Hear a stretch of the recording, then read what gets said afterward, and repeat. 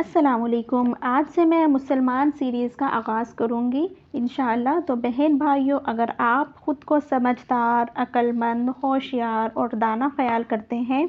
तो इधर ज़रूर तवज्जो दीजिए और ख़ुद का तज़किया कीजिए। बल्कि हम में से किसी को ये हक़ नहीं पहुँचता कि हम किसी के दावा ईमान को झूठा कहें, मगर जानने वालों और मानने वालों के लिए ये शनाख्त ख़ासी आसान होती है कि कौन उनका साथी और हमराही मंजिल है। हमारे मुल्क में मौजूद हर मुसलमान समझता है कि वो अपने अक़ाइद में पुख्ता है और दुनियावी ज़िंदगियों की मजबूरियों, ख़ुसूसन फ़िक्र माश की वजह से वो ना तो दीनी तालीम हासिल कर सकता है और ना कुरान के ज़रिए अहकाम इलाही की समझ-बूझ हासिल कर सकता है और ना बज़ाते ख़ुद काविश करके खाली खुली दावों करने और सही ईमान लाने में फ़र्क तलाश कर सकता है, ताकि जान सके कि मोमिनों के लिए किस सोच, किन